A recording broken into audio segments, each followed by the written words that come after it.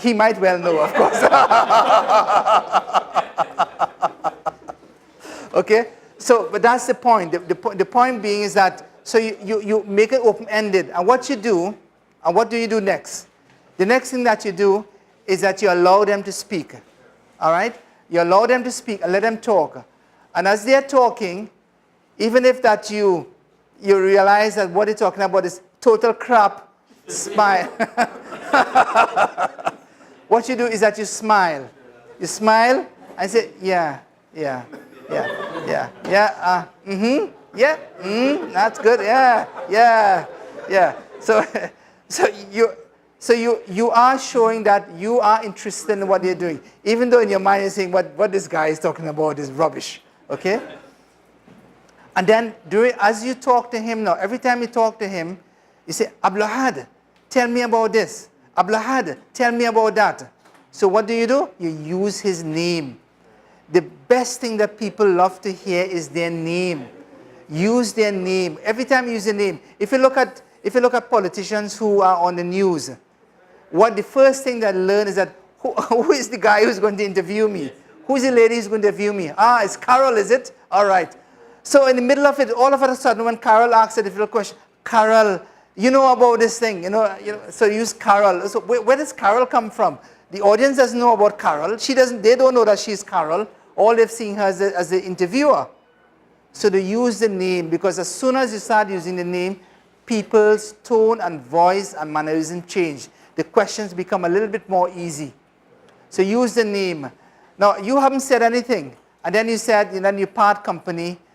And then afterwards, the person looks at you and says, he's a great guy, isn't he? He's really, really good. Do you know anything? No, but he's a good guy. Why? Because he was able to listen. So listening is so important. And there is a course which I did recently called the confidence course. How to become somebody who's confident and how to be able to make friends and you take your worst enemy and make them into your friend and to agree with everything that you say. And those are some of the tricks that was taught. Yeah. I think one of the other techniques is when somebody's speaking to you and you speak back and you rephrase what they've said to you. So yeah. Okay. All right. So that's the other thing. So if what you say that this is total crap, it doesn't make sense at all. So how do you say? You don't say, well, this is rubbish, This is total rubbish. So let me understand what you've said. You said this, and can you explain to me a little bit more? I'm really intrigued with what you're saying. Tell me, explain to me, because I know of someone who have this misunderstanding. And really, I need to be able to convince them. But I think you might have the answers here. So tell me a little bit more. Okay? So listen first, right? Rather than to be understood. So 5 types of listening. How important is it, let me ask, if, for instance, you ask an open-ended question, yeah, and you don't get the response you want, okay, how important is it not to drill the individual for a specific? Okay, it depends on how much time you have at your disposal. What is the purpose of the discussion?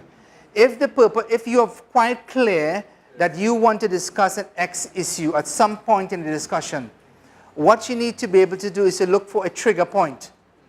A trigger point within the discussion such that they say, well, hold on. You mentioned that word or you mentioned that idea.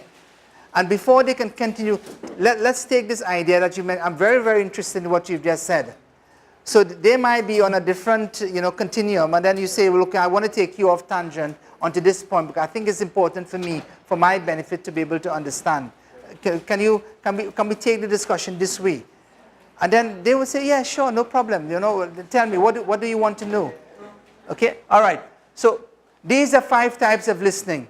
One is that of ignoring, not listening at all. So you're completely oblivious. Somebody is talking to you and they're on the smartphone.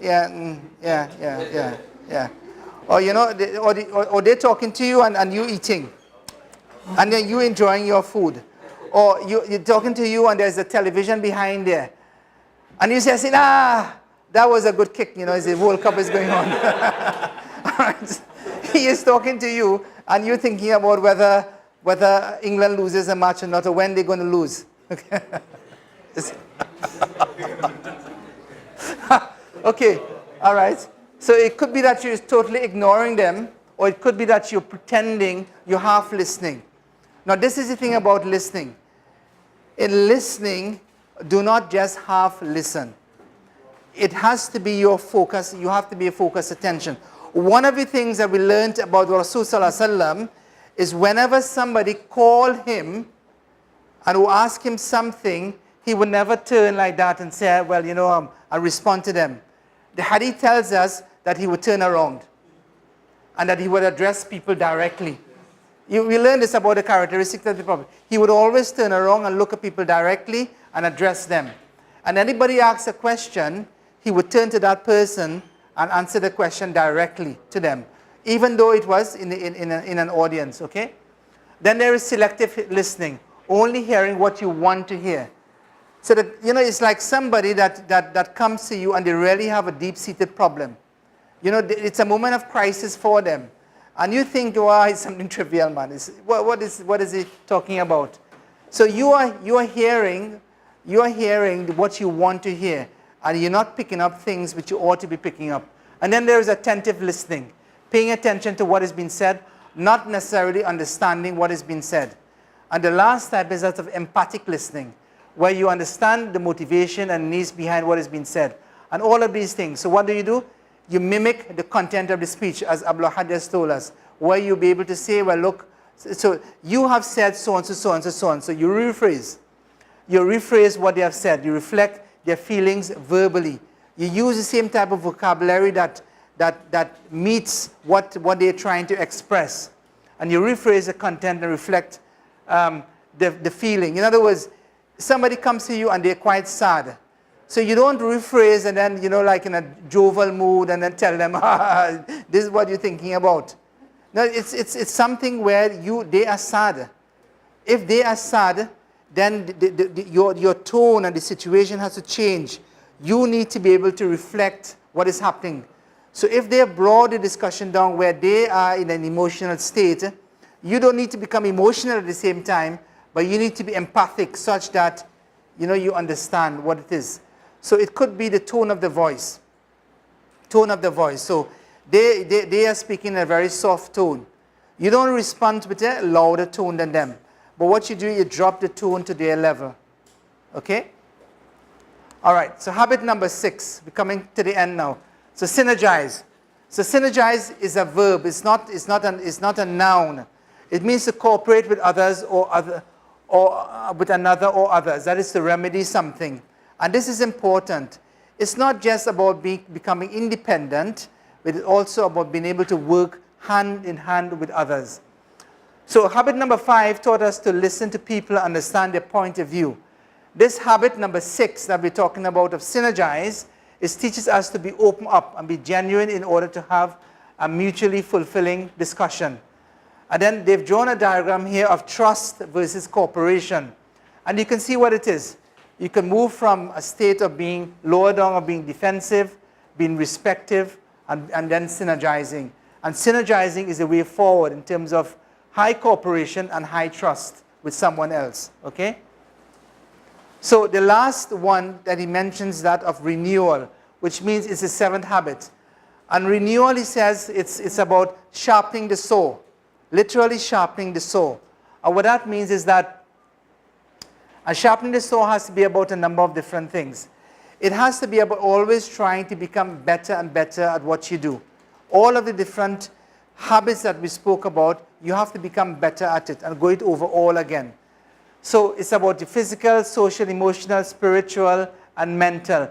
And all of these things you have to keep on working hard at them. At your exercise, about your nutrition, your stress management, your social, emotional, service, empathy, intrinsic security, all of your value clarification, your commitment to study, your meditation, and your mental well-being, your reading, your visualizing, your planning, your writing, all of those things you have to completely be working at and getting better and better at it.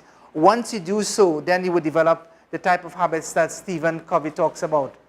So these are the 7 habits that we've spoken about. I hope, inshallah, that it's something which is useful. We've just gone through them very quickly. It's a good book which is of a good size. It's about 300 pages, but it's well worth the investment in getting a copy of it. Yeah. Stephen Covey. Okay?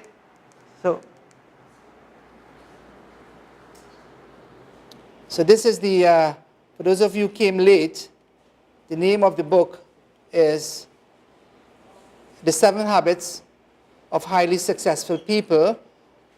And there's also a workbook which comes along with it. And there's also one called The 7 Habits of Highly Successful Teens, given by Sean Covey. Sean Covey is his son. Stephen Covey is his father. Stephen Covey has died now. Okay, but it's a book which is a classic, and it's something which, inshallah, that all of you should. So what we'll do now, inshallah, we'll take a break.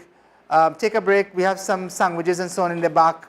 I have some tea, have some sandwiches, and then in about 10 minutes we'll resume with Ulumul Hadith, inshallah.